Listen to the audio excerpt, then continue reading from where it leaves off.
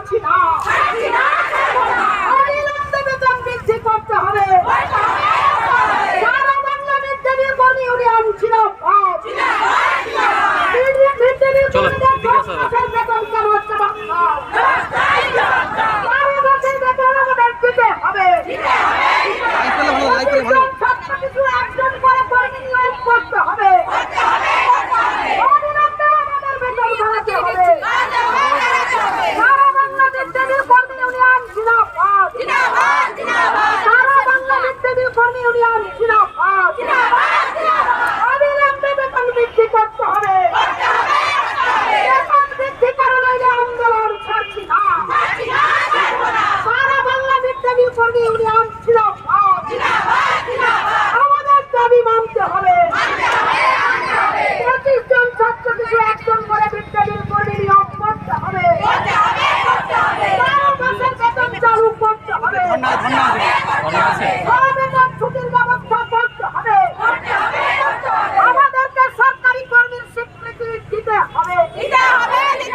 আমাদের বেতন ছুটি ঘোষণা করতে হবে।